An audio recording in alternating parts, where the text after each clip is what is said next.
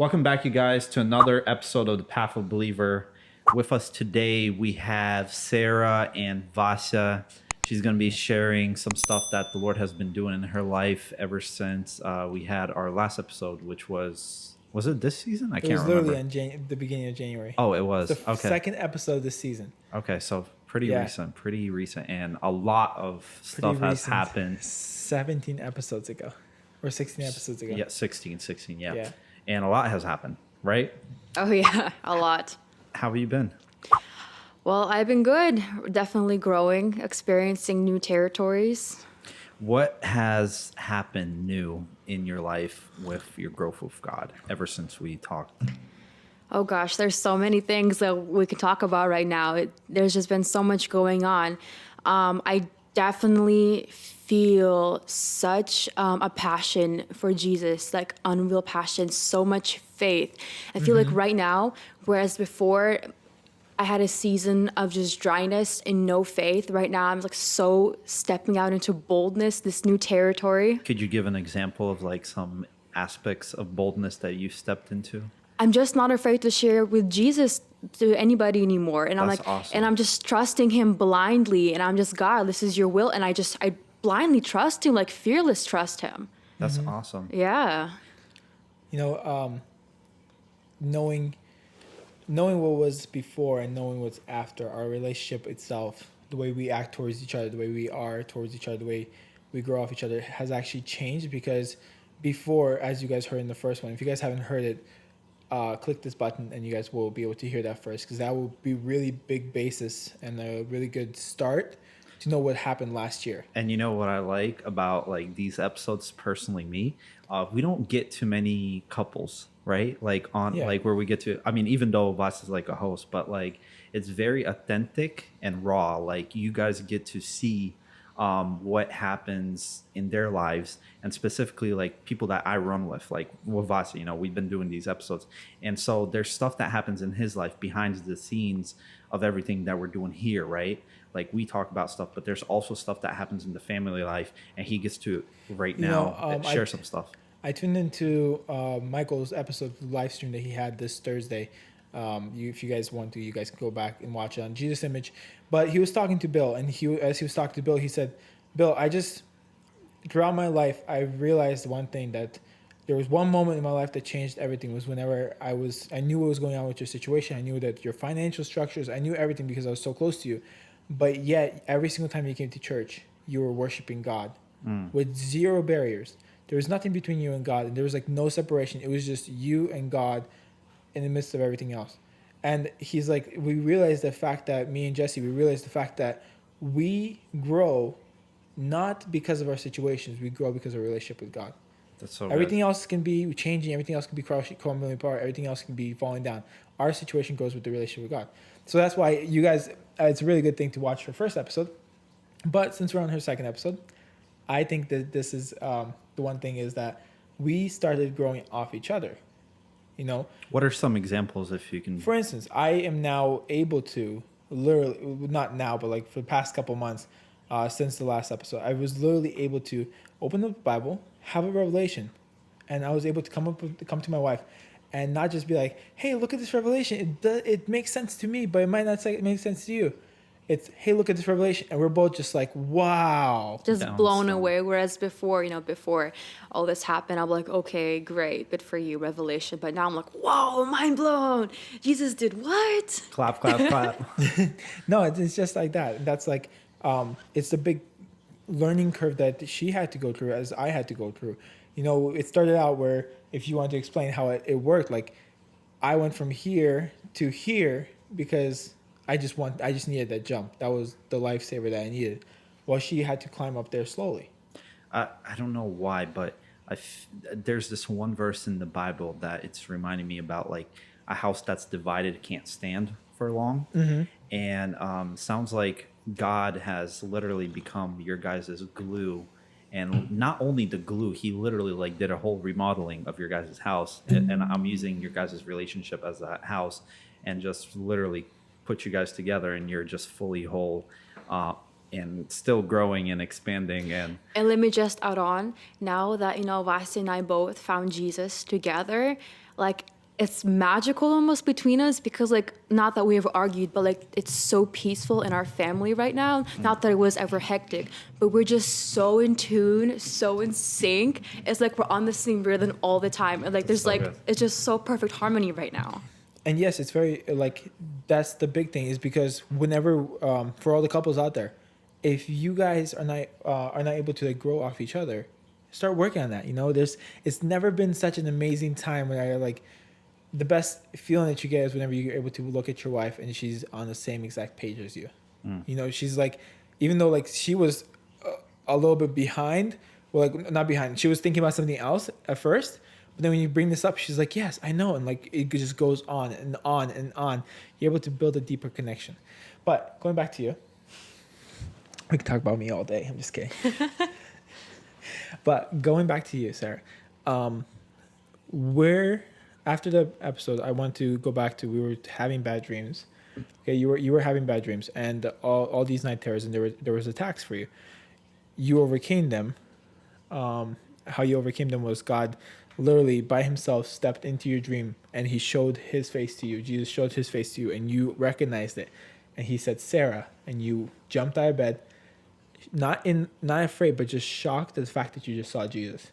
And ever since then, your relationship with Jesus just went just up because you saw the face of your Savior. But a few weeks after that, something else happened. We were sleeping, and you woke up all of a sudden, and you were having a bad dream. Now, what happened there? So this was a while later. Like I've been having, good sleep again, and it's been a while since I had a bad dream. But, Satan never gives up. He tried again. And that particular night, I couldn't fall asleep. And I got frustrated. But then I just started praising Jesus, like, Jesus, please help me fall asleep. I need to go to sleep. I mean, it's nighttime. It's already 3 a.m. Help me go to sleep. So out of nowhere, like, I didn't even realize I fell asleep, but I did.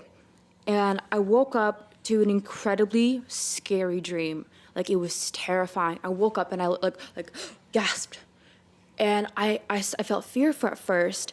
But then all of a sudden, the thought came to my head, praise Jesus right now. Praise Him right now. So I just say, Jesus, thank you for helping me fall asleep. Thank you that you relaxed my soul. And out of nowhere, I just fell asleep. Thank you for being loyal and just dedicated to me, for never letting me go. And I just went back to sleep, just like that. Nothing else happened. So she wakes up and she tells me this. I was sleeping. The next morning. I'm a really hard sleeper. Like I'm out. You're not going. You throw a bomb down, I'm out. Like I'm gone. But like we wake up in the morning and she's like, hey, I had a bad dream again. But then I woke up and the first thing I wanted to do was pray Jesus, like she just said.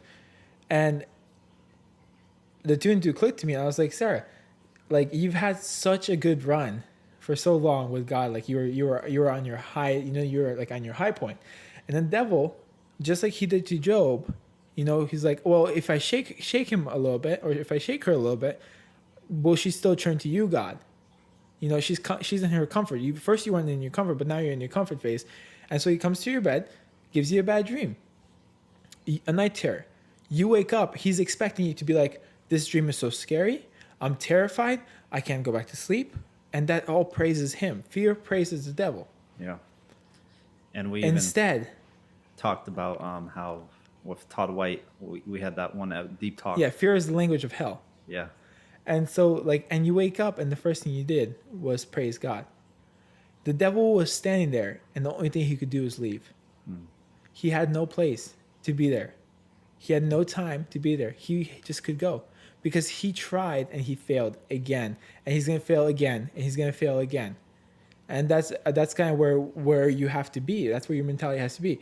Because if the devil comes at you, there's a saying that even Todd White loves to say, well, brother, there's different levels, different devils, right? And then Todd White makes a joke. He's like, no, it's the same Jesus, though. I love it. So, you were going? I just we can get sidetracked, but like keeping it linear, because like I like to jump back and forth, but keeping it linear, at least a little bit linear. January, February, that was you had a bad dream. But then we got to a point where my sister wanted you to go somewhere with them. Yes. Daughters and servants.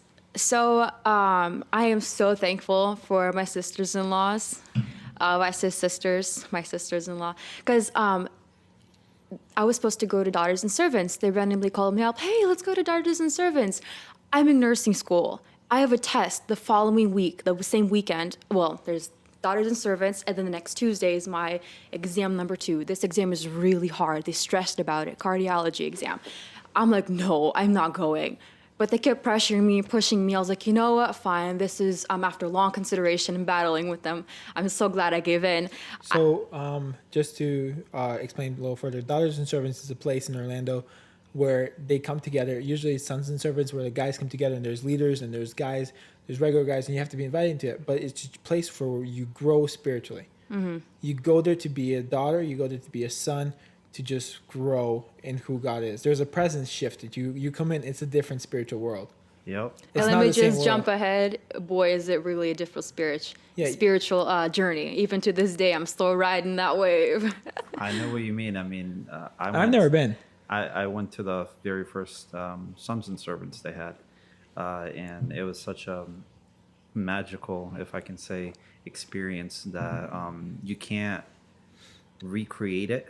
Like, it's just, if you weren't there, it's hard to describe it. Yeah. Because there's just such freedom and such brotherhood. Well, in our case, brotherhood. In your guys' case, sisterhood. Yeah. That develops there, and it just carries on into your life, and is one of those moments that kind of marks you and gives you connections as well as relationships that help you go on in this journey in life. But anyways, you were saying. Yeah. So I ended up going because I was pressured into going. I wanted to go, but anyway. No, she had this battle for a long time. Shall I go? Shall I not go? Yeah. Shall I go? Shall I not go? And then she put it up to prayer. I think you were just like. I did, and I told God, I was like, God, if you really want me to go, then somebody's gonna come up and tell me to go. And I was waiting, and this was at Jesus Image. I was like, someone's gonna come up to me, Jesus Image, and tell me to go. Nobody told me to go. I'm like, well, okay, and this is it, God. Obviously, you don't want me to go. But then my sister-in-law, Luba, calls. She goes like, Sara, you have to go. I'm thinking, okay, I'll go. This is it. So I threw my hands up. I was like, all right, Jesus, I'm going. Faith walk. Faith walk. Yeah, that's the first step of my journey. So the first day we got there, like, I am not an emotional girl. Like, I don't cry at all. It takes a lot to make me cry. But that first day, God was like doing something radical inside me. He was tearing down my walls, I'm telling you. People were telling their testimonies, and I'm sobbing. I'm like, why am I crying, Jesus? This is so weird. And then just tears get the whole day. And the funny thing is, because the next day, I didn't cry. Just that one day, everything made me ball up. And then there was one particular moment I will never forget. We were all in the living room together, trying to seek Jesus' face. And I'm seeking his face. And again, I'm telling you, out of nowhere, he shows himself to me again. I stared at him, I stared into his eyes again for the second time, and I broke down. And so, like, at the end of our time seeking Jesus, we're like, okay, testimony time. I'm like, all right, I'll share it, but I'm not gonna cry.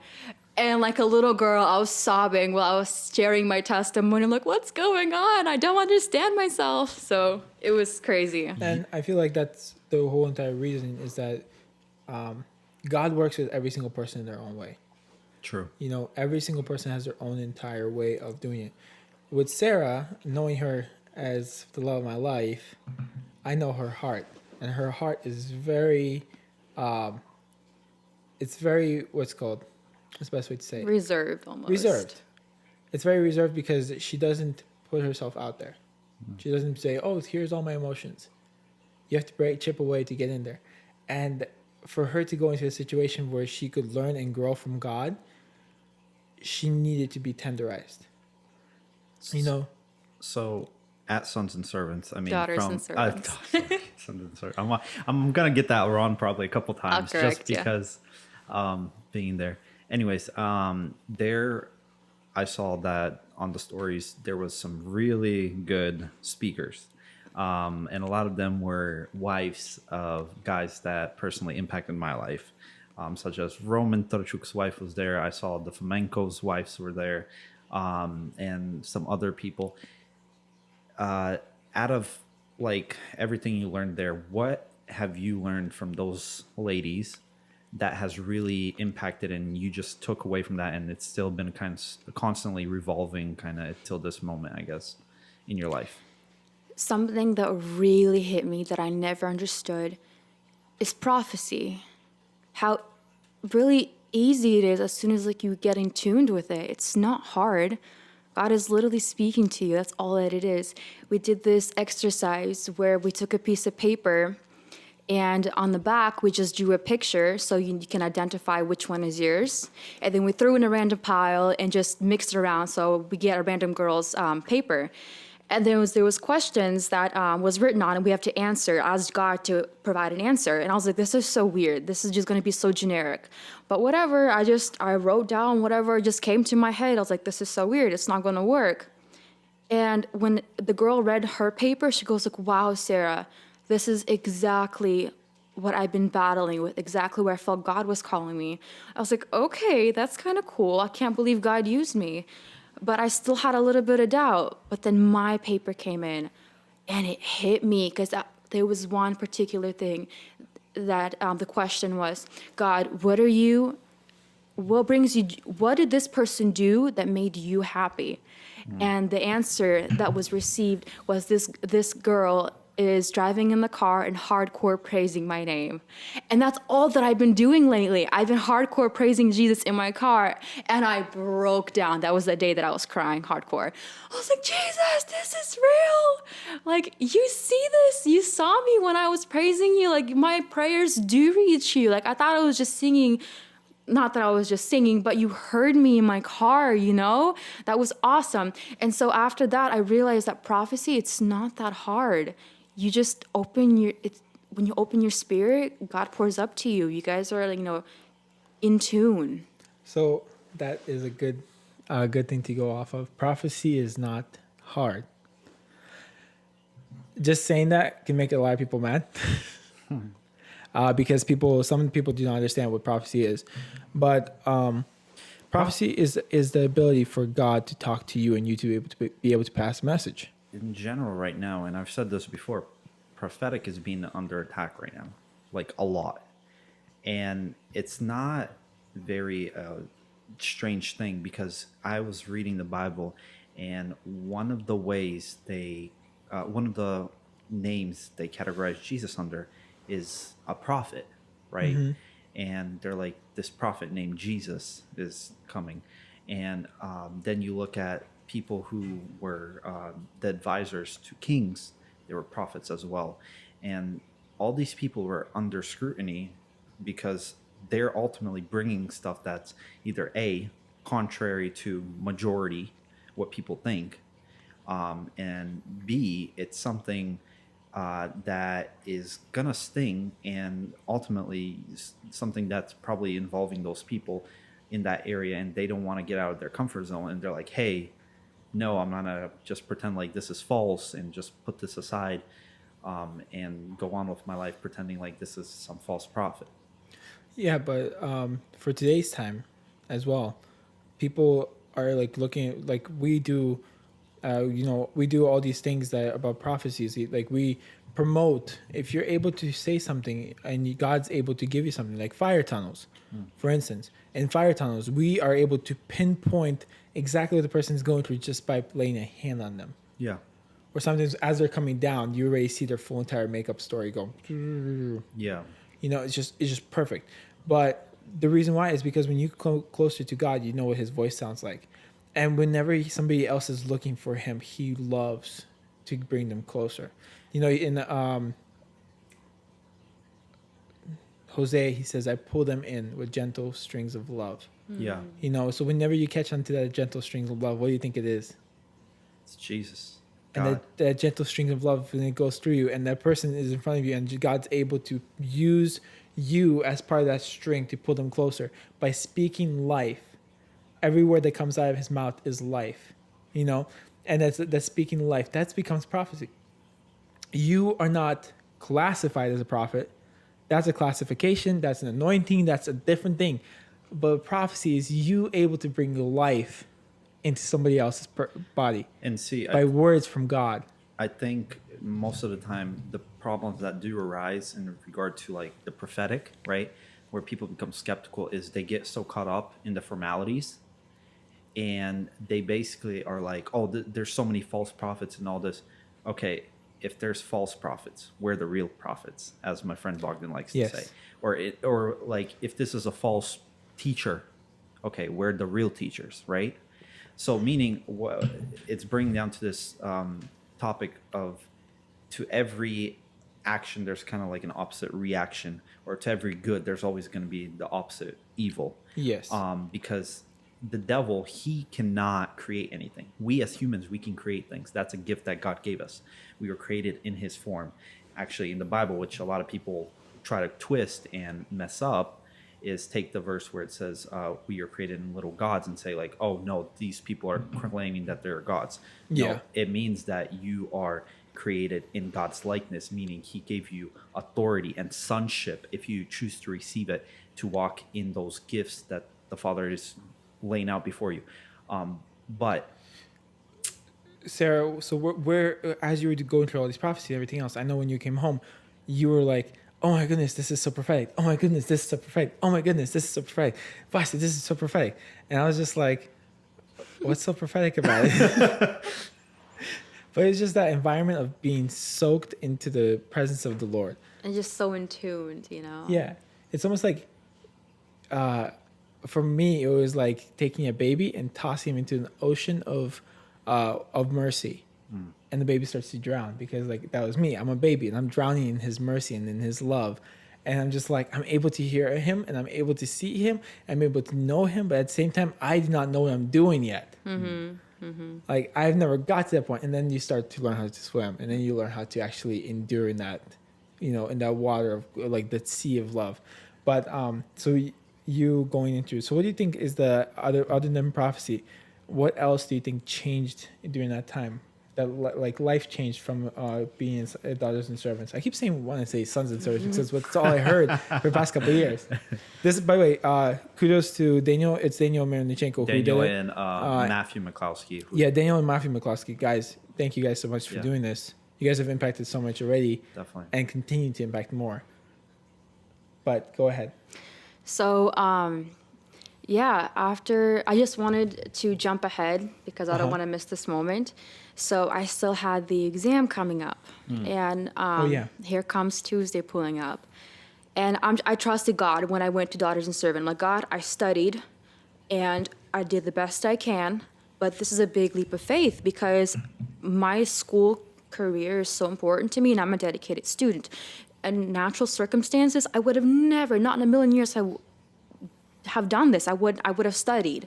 Anyway, big leap of faith. And so Tuesday comes around and I have to take my exam. This exam was so difficult. Like every question was hard. I'm like, God, I stepped out. Like, I mean, come on, you should be helping me, right? Like, come on. Like, I was nervous. Like, I'm the type of girl where like, I'm not the first one done, but I'm definitely not the last one. But then I have 2 more questions left. No, sorry. It was 3 questions left. And the instructor goes like, all right, guys, 5 minutes left. I'm freaking out. I'm shaking. And these last questions are math questions. I haven't done them yet. I haven't reviewed my test yet. I have to go back and make sure I bubbled in correctly. I'm freaking out. So as my hands are shaking, I just put down whatever I think is right. And I turn in my exam with not a second to spare. And I'm thinking, oh my goodness, I failed that sucker. And I felt so discouraged. I'm thinking, man, I took a leap of faith. Maybe I was wrong. Maybe I misinterpreted your signs. Not that I was blaming God, I was blaming myself. And then Thursday comes around, test is still not graded, and people at clinical are discussing the test. They're like, did you get this? I'm like, no. Did you get that? No. Did you get that? No. I'm freaking out. I'm like, man, I failed that sucker. And the exam comes around, and I did so good. It was one of my best scores yet. I'm like, wow, that is crazy. I finished with not a second to spare. Yeah, all my answers were different than what people got. I was so sure I failed. And God, you delivered and mightily delivered. Yeah. That's so awesome. And it's just kind of ties in with the prophetic thing that we were just talking about, how sometimes it seems like so contrary, right? You're like doing all this thing and you're like, man, and you get those doubtful thoughts like You in the back do. of your head. You're Yeah. just like, snap. But that's ultimately faith. You're choosing to, even though those doubts might be trying to creep in, you're choosing to trust in something despite your natural want of like, hey, I want to back out of here. It's like that fight or flight, and you're fighting against your instincts of just wanting to go in there and, you know, be like, peace out, I'm deuces out of here. I got to study my exam, whatever. That's so awesome. Like, I got to give you like honor and like in that moment, like what you just did just to step in. It's a leap of faith. And I know in my personal life, like there's moments like that, and it's not the easiest thing. Not the easiest thing. But to take you from there and then with the exam and everything else that went through. But I don't want to go away from the first question I asked you. Oh. That just leads me to the next question. So the first question, other than prophecy, what else did changed in your life? Well, so God developed a new gift in me, still with prophecy. So what happened was we had a prayer, and as we were praying, my little cousin there was there, and I grabbed her hands randomly, and I started blessing her hands in prophetic art. And then after I was praying, she goes like, Sarah, you know you could do it too, right? I'm like, no, that's not my gift. This is your gift. And then in the car, we were driving home. Your sister, well, I guess our sister, Oksana, grabs my hand in the same manner that I grabbed my cousin's hands. And she prayed the same prayer I prayed over my cousin. And I'm like, whoa, this is weird. And she prayed that for my prophetic art. I was like, this is so weird. That's the exact prayer I prayed. And so after that, like the painting of the lion, that was one of the first pieces I have painted. And as I was painting it, it's actually a testimony on its own. I hated it. I hated every moment of the painting. I'm like, man, it's not turning out the way I want it. The colors are wrong. The mood is wrong. But then at the very last day, I was like, God, Jesus, come paint with me. I don't like the way it's turning out. And you gave me this gift. Come paint with me. In 20 minutes, the painting was done. Wow. And I love the painting. Come on. Yeah. That's how good Jesus is. When he delivers, he delivers. And then just to add on, we were doing a fire tunnel. I think it was like the next weekend or like 2 weeks later or 3 weeks later. And Sarah's eyes are closed. She doesn't see who's in front of her. Daniel comes through the fire tunnel, and I'm just praying, and then Sarah's just eyes are closed, and then she's just like, I see a lion looking up at Jesus. Is this Daniel? Yeah, I remember that. Speaking upon the fire tunnel, now that we're on this topic, I wanted to bring it up. The very start of my journey, now listen to this. There was a prophecy of God. I'm the arrow, and God's holding the bow. Wow. And he's holding it back, and he's just not letting go. And I'm just wondering, God, when will you let me go? And that has been stuck over me for a very long time.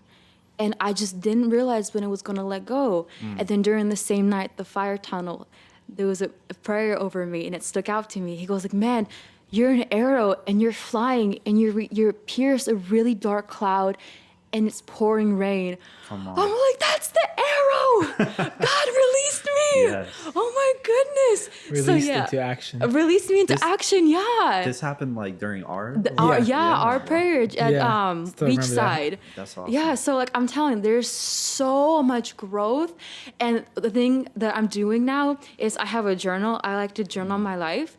And every testimony, like I just journal random things, like my dreams I had, or like something weird that happened that day, a highlight. But lately, it's been testimony after testimony after testimony. And it's so cool how I've written them down, because like I just read today, it was in Proverbs, don't forget these testimonies. Don't forget them. And so I've been writing them down. And so when I feel discouraged, like, okay, God, where are you? It reminds me, look what I did. Look how much I love you. So good. Yes. When you were doing the whole sons and servants, again saying it, daughters and servants, did you share by any chance like that you were having tests and all that stuff? And did anybody like come up to you, like prophesy anything, or like have an encouragement towards that? Actually, no. No. No one did. You know, there's where are you trying to go? Never mind. I'm just gonna skip that part. But in my mind, I was gonna go into something else. But anyways, I wanted to go back to your prayer life before and after. And guys, the reason why we're really going into what's going on is that this is spiritual growth. Yeah. You know, this is growth in natural. We're actually gonna have a podcast later on about spiritual growth. What is spiritual growth and things like that. But this is natural spiritual growth that you see. You see it in yourself. You see it in your friends. You are there to keep your friends going. Your friends are there to keep you going. That's what he says. It is not good for somebody to be alone. You know, for Sarah to be in my life, it's more of a blessing than, I mean, it's 100% blessing, but it's such a powerful statement to me. Like, I have somebody who's able to grow. Something is faster than me. Something's at the same level as me. Something's slower than me. But she's growing right beside me at the same time. Yeah, and you get to see that right there. Exactly. Live. It's like a testimony of God just not her. The testimonies are working in her life, but you seeing those testimonies as a testimony of itself. Yes. Because you're seeing God confirming things. And it's like sometimes seeing other people grow and just bloom into what God has for them is ultimately a encouragement to oneself and a sign that, you know, God is working. You know? It's edifying to me, at least. I love seeing people grow. I love seeing them bloom. It's amazing and everything. But for you yourself, your prayer life, your time alone with God, your talk with God, you know, that's spending alone time with Jesus. I know we were talking about it a lot throughout the times, and you know how much importance that is for me, and like how much importance like I always bring it up to the table. But what happened in your change? Like in the change in your prayer life? I actually spend quality time with Jesus, getting to know him as for who he is.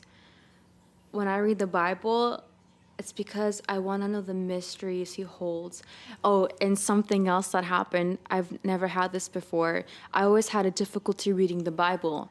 But then prophetically, I covered my eyes, and then I was like, God, help me, teach me, unveil my eyes. And I opened my eyes. And it was as if I was reading with a new light because I understood everything. Just the prophetic act of unveiling my eyes. And I just understand everything. And prayer, it just comes so natural now. Just spending that time with Jesus. And it's not just because I'm asking him for things. No, it's because I want to spend time with him. I want to connect with him on a deeper level.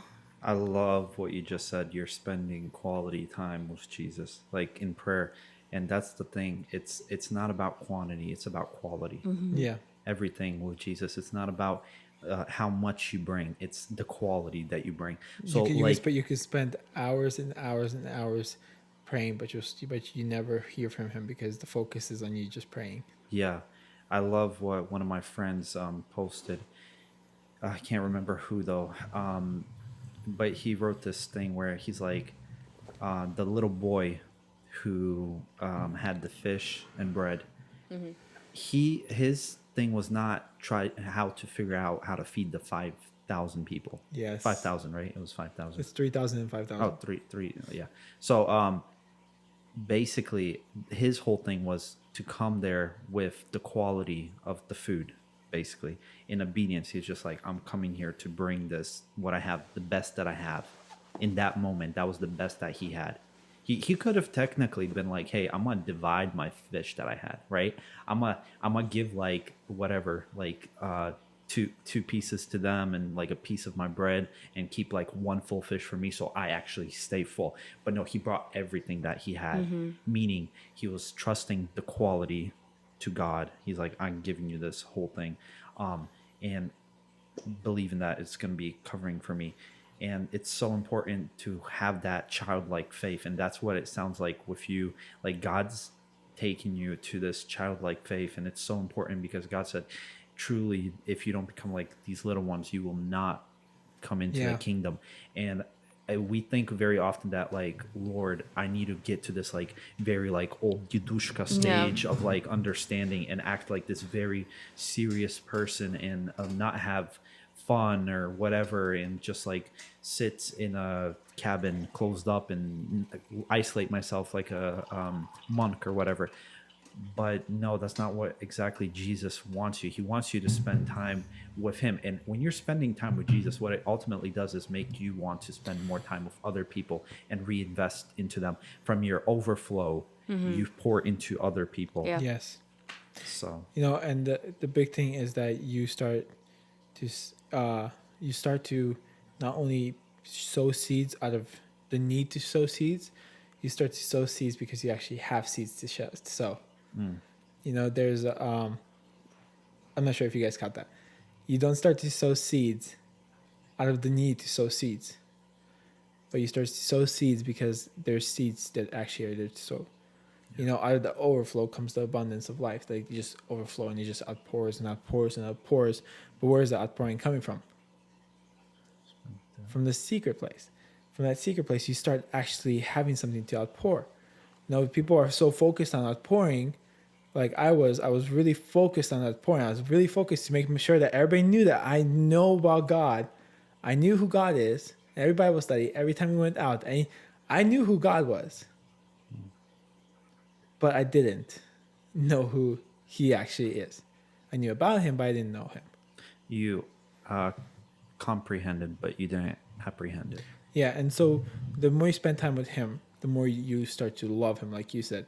The more you start to love him, the more you want to be like him and with him. And then the more you start to be with him, the more likeliness of him comes into you. The more you press into me, I'll press into you. That thing starts to take effect in your life, because now you're walking around, you're no longer Sarah, you're starting to be more of Jesus than Sarah. Your will gets put aside because Jesus is the only focus in your life. Sarah, have you been able in this time to share the gospel with anybody, or like share Jesus, like that really their life changed because of your journey? Or even like, I know like the podcast that we released, I know a lot of people got impacted by that. Has anybody talked to you about that? Actually, well, recently, no, because the whole quarantine Yeah. situation and school. But yes, actually, there was during Beachside, there was this one girl that came up and talked to me and shared me her burdens. And because of what I went through, I was able to help her out and put in the seed of encouragement and just more faith in God and pushing on forward. And to this day, we still keep connected. But like even recently now, like there's somebody going through something tough, something that I went through, have battled and have succeeded. Now I am equipped and I know how to help them. That's so Through good. Jesus. I can show them who Jesus is. Make disciples. That's what Jesus said.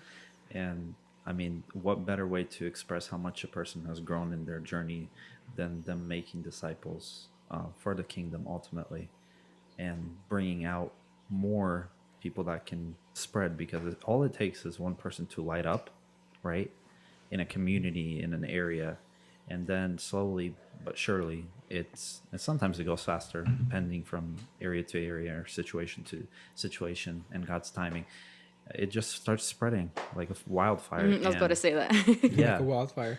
Well, yeah, because whenever one stick gets on fire with a whole bunch of dead sticks around it. So good. Yes. I think that we have seen Sarah's growth, and I love sharing about it because it makes me so much more encouraged every single time. I talk about it to anybody, and they're like just listening, but inside I'm just like glowing with this like obsession that just like my wife is growing alongside with me. How has your guys' relationship as husband and wife grown, like in specific areas such as like, let's say, caring or just like understanding to one another? Because I'm sure there's people who are listening who are married, and I mean, when you're growing at different rates, there's times where it can be kind of hard to like comprehend or I'll let you apprehend answer those. As we have experienced.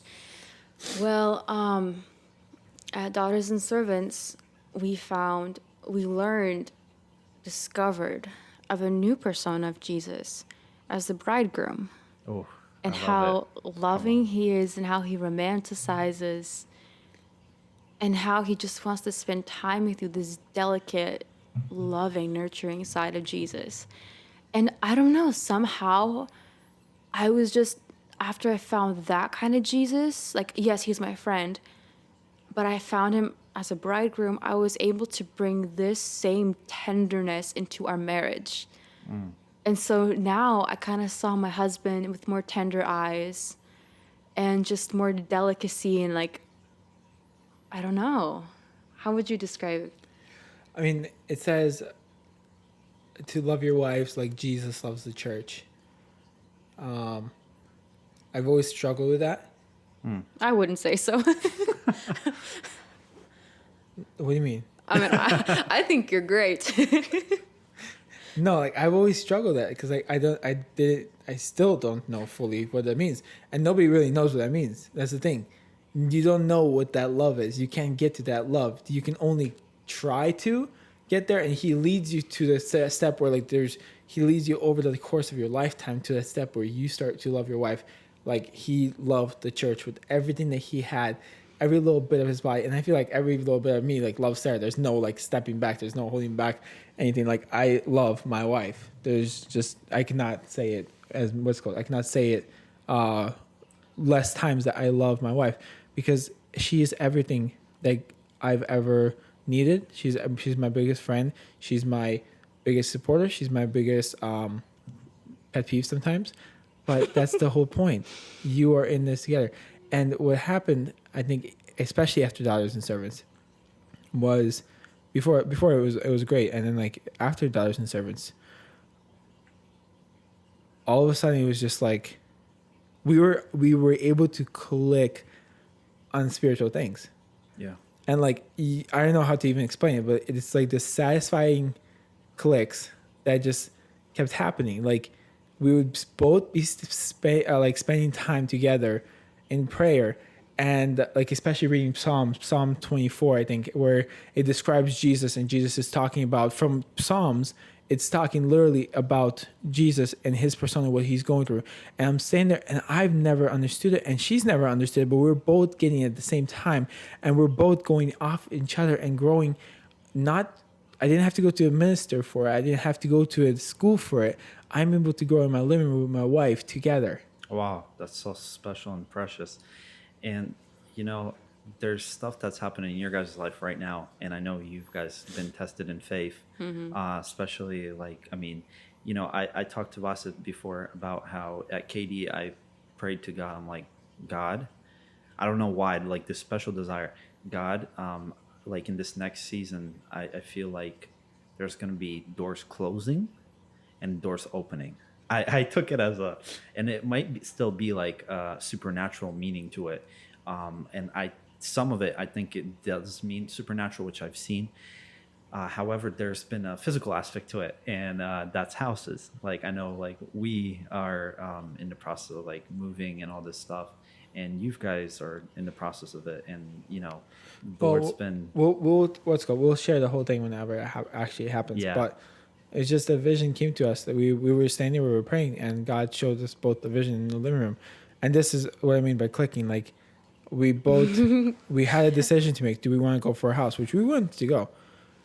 But then we didn't just jump out and jump off the bandwagon and just said, okay, we're going for whatever we want.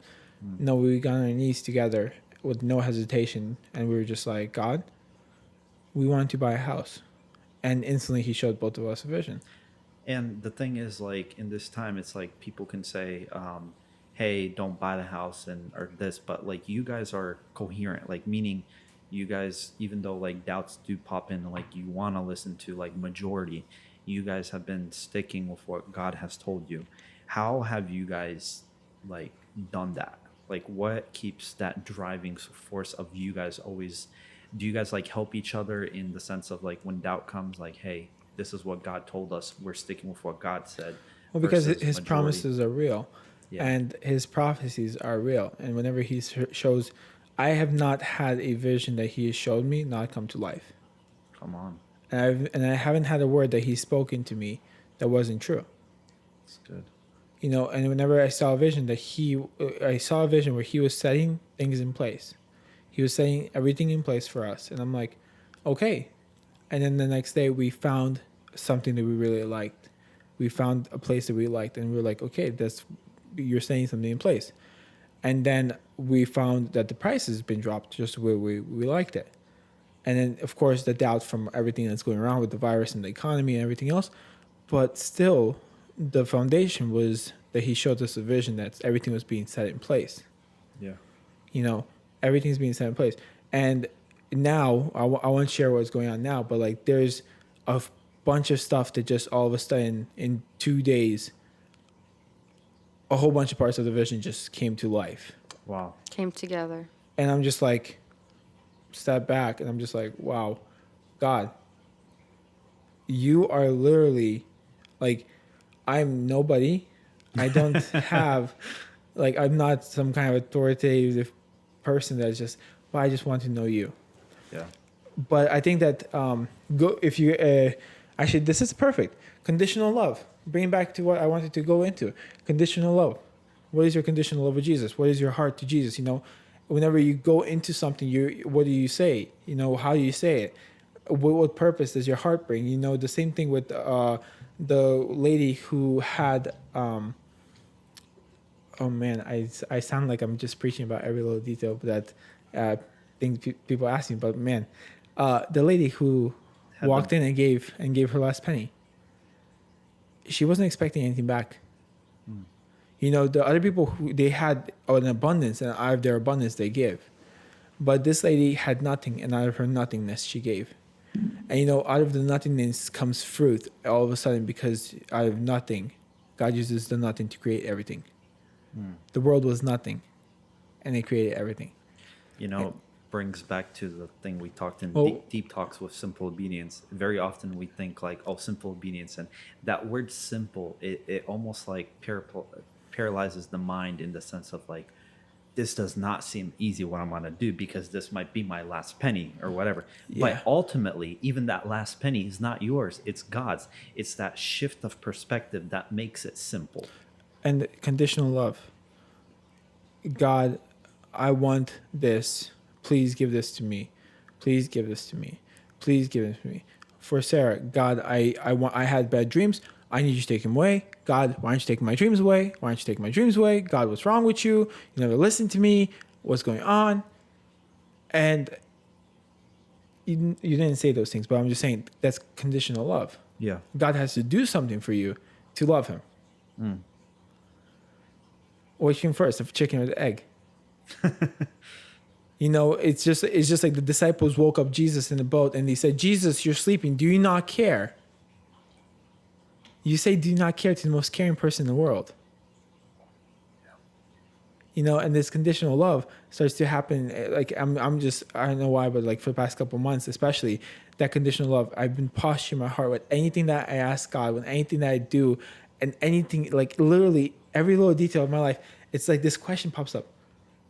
Why? What's the behind the purpose type thing? It's not because it's a spiritual question. It's just like, oh, I'm trying to be perfect. No, it's like, what is the purpose of you asking God for that? Or what is the purpose of you doing this for God? What is the purpose? And I want my whole entire life to be because I love Him. He is my beloved, not because He's going to give me back something back. And I think God really looks at that. God really looks when your heart is postured and your heart is in condition. So whenever we got down on our knees and whenever we wanted to get a house, that same question came up. Why do you want to ask God that? Joseph, for example, he could have just denied everything God has prophesied in his life. He could have just been like, hey, my brothers have thrown me away into the pit. Everybody is against me. Even when it seemed like it was going good in Egypt, like it went downhill from this. Like, you know, it's like this roller coaster of stuff that's happening to your life, and it ultimately affects you as a human being. But Joseph just put it all in the bottles like, hey, I choose to still follow God. I choose to be loyal. Mm-hmm. I choose to run away from this lady who's trying to basically rape me and is like constantly trying to do this to me. It's not a one-time attempt. And he's like, hey, I love God. I'm listening to what He has to say. I'm not going to be just, hey, he took me out of this season, but now he's not going to take care of me. I'm going to be loyal till the end. So it seems like we're getting to. We are getting pretty close to the ending. I think to end this episode, like we've been having a tradition of doing, is to give the speaker, the invitee, the hostess, the how do you say it? Guest of honor. Yes, the guest of honor, a moment to speak about what God is doing in your life, but not only what God is doing in your life now. What's the next step? And what is the message that He's placed into your life for other people? Currently, because of everything that's been going on, all the chaoticness, I began to fear different things of everything that's going on, and it's not going in the good direction. And what's yet to come, you don't know. And I just been worrying and stressing about this. And I think we brought it up on the last podcast, actually, a couple podcasts ago. Yeah. Yeah. Just God's been talking to me. And as I was worrying about everything that's going on with all this devastation, chaoticness, 3 verses came into my head. Satan comes here to cheat, steal, and destroy. The battle is not in flesh, but in spirit. And then, I will never leave you or forsake you. That was so comforting. God will never leave you or forsake you. And to think about it, this battle is not in flesh, but in spirit. And when you have Jesus, Satan is not that scary. He is not powerful. He is literally powerless when the name of Jesus comes to play. And I was just so strengthened by that. I was like, God, you already know what's going to happen. You allowed this. I have no fear. You take care of me. I trust in you. And I think that's the message that was just been residing in me, and just keeping my heart still and at peace. That God, you have all the control, and I just put my faith onto you, and I just trust unto you. I walk in faith every single day, knowing that God has my back. Amen. That's so good. Yeah. And I think that's going to be a great summary to wrap up everything that God's going to be doing in this next season. He's going to be taking care of us. He's going to get us through this, and He'll come out victorious, for He is King of Kings and Lord of Lords. All right, guys. Thank you for watching another episode. See you next time. Bye. Bye.